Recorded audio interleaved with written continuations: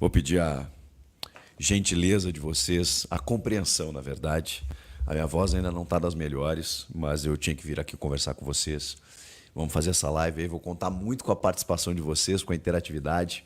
Essa live que tem o apoio sempre da sportsbet.io, aqui da Mais Green. Daqui a pouquinho tem a rodada de palpites aqui para a gente poder projetar os jogos do Brasileirão no final de semana.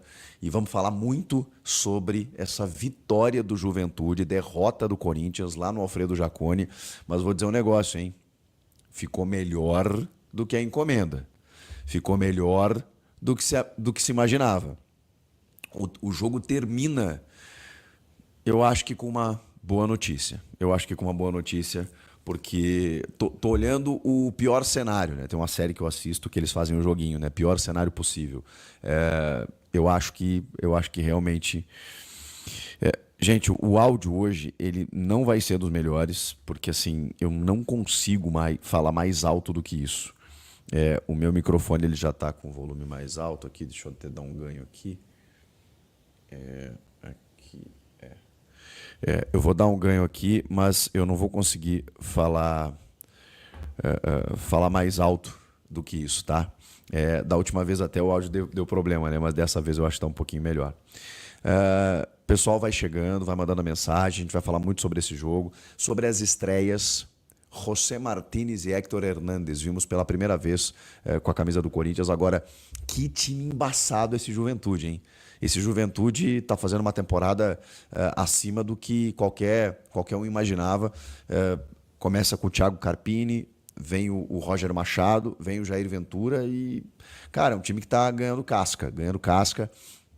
Vocês lembram como foi difícil para o Corinthians fazer um golzinho num time que tinha 2 jogadores a menos aqui na Neoquímica Arena pelo Brasileiro. E agora o Corinthians vai ter que não apenas vencer o Juventude na sua casa, mas, gente, uma vitória simples, tá? Uma vitória simples, leva a decisão para os pênaltis. Então, o Corinthians está muito no game, está muito no jogo. E depois do 2-0, esse gol do Gustavo Henrique aí, cara, ele é salvador. Ele é salvador. Pode acontecer do Juventude vir aqui, porque ele é um time que está competitivo realmente, empatar o jogo, até vencer e tal, pode acontecer. Agora, esse gol do Gustavo Henrique colocou o Corinthians no confronto. Não fosse isso, mantivesse os 2-0, esquece. Mas eu sei que a preocupação maior, ela não é a Copa do Brasil, né? A preocupação maior não é essa. E tudo bem, o Corinthians quer passar, o Corinthians quer avançar e pode chegar numa semifinal de Copa do Brasil. Olha que loucura. Com tudo que o clube está vivendo, ainda pode chegar numa semifinal de Copa do Brasil. Mas aqui, ó, o problema é domingo. E domingo, eu não sei o que o Corinthians vai ter que fazer para ganhar do Flamengo, mas vai ter que ganhar do Flamengo. Eu honestamente não sei como o Corinthians vai ter que dar um jeito de ganhar do Flamengo domingo. Porque se não ganhar, gente, se não ganhar do Flamengo, o Flamengo está desfalcado, né? Como bem lembrou o nosso internauta aqui, mas, cara, vai ter que dar um jeito, porque não dá mais para desperdiçar pontos, em casa especialmente, nesse Campeonato Brasileiro. Bom, vamos falar do jogo. Tô recebendo muita mensagem aqui, a galera tá chegando. A escalação do Ranieri. A escalação do Ramon Dias para o jogo, ela foi de novo com preservações. De novo, dando aquela misturada. Rodrigo Garro no banco, André Ramalho no banco. E eu vou dizer um negócio, tá? É óbvio que ele tem crédito até pelo que fez com que o Corinthians chegasse nessa fase e também pelo primeiro tempo. O Hugo Souza, ele foi assim... Não é uma questão definitiva, tá? Mas ele tomou 2 gols, na minha opinião, defensável, no chute do Danilo Boza, né? No passe do Rodrigo San. Tudo bem, o chute é queima-roupa e tal, assim, mas a bola passa embaixo dele. E o primeiro eu não entendi. É uma falha generalizada, na verdade, né? Porque o Carrijo, ele volta, ele até estaria impedido. Aí olha o azar do Corinthians. Se a bola que o cara chuta lá na meia-lua, ela vai direto para o Carrijo, ele está impedido. Só que ela desvia no Lucas Barbosa no meio do caminho. Quando desvia no Lucas Barbosa, ela gera uma nova jogada. Gerando essa nova jogada, ele voltou e estava legal. Ah, Chico, mas não se aproveitou da condição irregular? Não, não, porque aí ele volta, é aquela história, né? Do centroavante está impedido, o cara vai dar o passe, aí ele recua, fica na linha do defensor e recebe o passe. A jogada iniciou quando saiu do pé do cara. A mesma coisa agora. O desvio do Lucas Barbosa encontra o Carrijo, que já tá numa condição legal. E aí, cara, aí a defesa chupou bala, porque não viu o cara voltar. Os dois zagueiros que estavam ali, acho que era o Félix e o André Ramalho, estavam na cobertura também, não conseguiram travar o cara. E o Hugo Souza, ele dá uma vacilada, assim, que ele não sabe se vai, se ele fica, e aí ele fica no meio do caminho. E aí o cara faz o gol. Mas assim, uma lambança justamente no melhor momento do time no jogo. Porque o Ramon Dias, como eu falei, ele usou uma escalação em que não funcionou. Não funcionou. O primeiro tempo foi meio truncado, aquele jogo de Copa, né, em que tem 180 minutos, então você meio que se estuda primeiro para ver até onde você vai. Então os primeiros 45 minutos ninguém queria muita coisa no jogo. Só que aí vem o segundo tempo e o Ramon troca, faz as trocas, né? E aí o time melhorou. Também porque o Juventude se lançou ao ataque. O Juventude foi em busca do seu resultado. E aí a formatação tática no segundo tempo, ela foi muito mais interessante. Bom, entrou o Héctor Hernandes, que a gente já vai falar sobre ele. Vou falar individualmente sobre ele, mas em termos coletivos, ele coloca um terceiro zagueiro, que é o André Ramalho, desfaz os pontas e muda o lateral esquerdo. Então ele tira o Romero, tira o Pedro Henrique e tira o Hugo. Coloca o Bidu, coloca o Hernandes e coloca o André Ramalho. É claro que o time melhora. É claro que o time melhora. Porque aí, embora o time tenha ficado sem um escape de velocidade, até porque não tem mais esse jogador, né? O Wesley foi embora. E tudo bem, o Giovani é um cara rápido, mas não é um velocista que ele poderia ter utilizado. O Thales Magno, e aí provavelmente está dentro de uma preservação, né? Eu imagino que por isso ele não tem entrado. E o Yuri até conseguiu dar algumas arrancadas, porque ele gosta disso. Ele não é um velocista, mas ele é rápido nesse sentido. E aí o Yuri jogou um pouquinho mais fora da área. O Hernandes foi mais o centroavante, mas ele também com alguma mobilidade e tal. E aí o Corinthians começou a aproveitar esse espaço e criou algumas chances, assim, mas não aproveitou. Não aproveitou. E aí, quando tinha criado uma, duas, três, o Juventude foi lá e fez o primeiro gol e na sequência fez o segundo. E o resultado seria péssimo, trágico, praticamente definitivo, né, gente? Porque assim, o Corinthians tem uma dificuldade hercúlea de fazer gols. Vocês imaginem que o Corinthians teria que fazer 3 gols no Juventude para se classificar. Era praticamente impensável. Então, assim, o gol do Gustavo Henrique, ele pode ter sido até o da classificação. Mas a gente não sabe o que vai acontecer na volta, né? Agora, vamos falar de algumas situações. Tô vendo aqui a galera comentando já. O time tem muitas limitações, né, gente? E tem um problema detectado nisso, tem um diagnóstico nisso, que está muito claro. O Ramon Dias está preocupado com o brasileiro e ele está jogando as Copas do jeito que dá.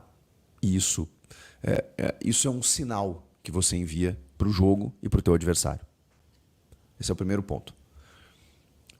O Grêmio foi incompetente. O Grêmio foi incompetente porque o Corinthians jogou bem, tá? Jogou bem contra o Grêmio. Jogou melhor do que o Grêmio. Ponto. Poderia ter resolvido no tempo normal. Mas o Grêmio foi incompetente, porque o Grêmio usou titulares, o Corinthians usou reservas. A sinalização que o Ramon deu ali foi do tipo assim, cara, tô focado no fim de semana, tá? Resolvam aí. Só que aí deu certo. Os caras jogaram e o adversário também colaborou. Hoje, o Corinthians pegou um adversário bem competitivo, que está jogando nessa Copa do Brasil, cada confronto uma Copa do Mundo. Aí muda. Porque aí o Juventude, ele está com o nível lá em cima, com o sarrafo lá em cima. E o Corinthians está visivelmente preocupado com tudo que está acontecendo. Então os caras estão jogando nas Copas, o treinador, ele está preservando, porque ele não tem muito o que fazer.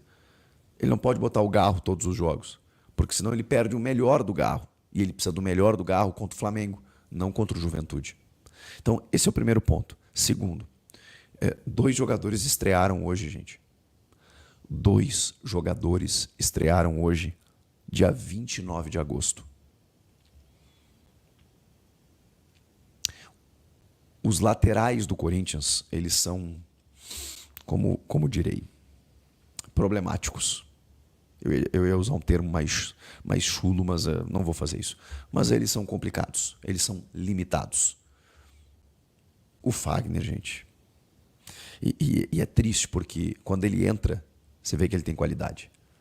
Você vê que ele tem muito mais qualidade do que quem estava no lugar dele. Mas, cara, que, assim, tá fora de forma, né? Ele ficou muito tempo parado, mas tá fora de forma. O Matheus Bidu é óbvio que é melhor do que o Hugo. Mas isso quer dizer alguma coisa? Isso significa alguma coisa? Significa. Significa que ele é melhor do que o Hugo. Ponto. O Matheus Bidu, ele é melhor do que o Hugo. Ele dá mais opções ofensivas do que o Hugo. Ponto. José Martínez, o venezuelano. Só o primeiro jogo, tá? É só o primeiro jogo, mas assim, volantão, tá? Volantão. Nada demais. Volantão. Nesse primeiro jogo, e eu reconheço aqui que a análise ela é superficial, ele não apresentou nada técnico que agregasse ao time. Ele e o Raniel, inclusive, o Raniel tá chegando atrasado, sabe? Tá um tom abaixo, assim, sabe? O Hernandes, eu vou falar um negócio para vocês. O Hernandes é do ramo. O Hernandes é do ramo. Ele não jogava desde maio, tá? A câmera flagrou ele com 12 minutos. E, irmão, ele tava babando na gravata. Ele tava com uma língua na cintura, cansado, porque na primeira bola do segundo tempo, ele perdeu uma bola no campo de ataque, ele já deu um carrinho absurdo. Eu falei, opa, já entendeu onde tá. Tá bom. Claro que isso não basta, claro que isso não é o suficiente, mas é importante. E, cara, você vê que ele tem postura. Pelo menos isso. Ele se posiciona bem, ele busca o jogo, ele sabe o que fazer com a bola, ele não é grosso, não é perna de pau. Claro que a gente está falando de novo, não é nem um jogo, né? Está falando de 45 minutos dele.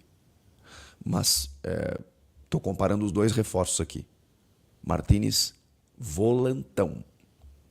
Lenha. Brigador, papapá, ocupa espaço. O Hernandes é do ramo. É do ramo. E gostaria de sequência. Gostaria de uma sequência para ver mais do Hernandes, porque me parece ter bola. Me parece ter bola para desenvolver. Agora, o que eu estava falando para vocês é isso. O Corinthians estreou 2 jogadores hoje. Como é que você vai pedir que esse time esteja entrosado, que esse time esteja encaixado, que esse time esteja envolvido, se a preocupação desses caras está no domingo, se a Copa do Brasil está sendo, até de certa forma, um complicador na temporada, porque o Corinthians precisa pontuar no Brasileiro. É difícil, cara. É difícil. O time ele não existe ainda. O Corinthians ainda não existe como time na temporada. Isso é culpa do Ramon? Eu acho que o Ramon ele é o menos culpado. Ele tem as suas responsabilidades? Tem, mas vamos lá. Vamos colocar na balança aqui. Ele recebeu 2 jogadores hoje. E acabamos de falar que um deles aqui não enche os olhos. Falta um escape de velocidade. O Wesley foi vendido, com todos os problemas foi vendido. O Alex Santana machucou. O Coronado, até agora, nada, né? E aí ele teve que botar, depois que tomou o primeiro gol, o Rodrigo Garro no jogo. Então, assim, são muitos problemas, muitos problemas. E a perspectiva, gente, a perspectiva não é legal.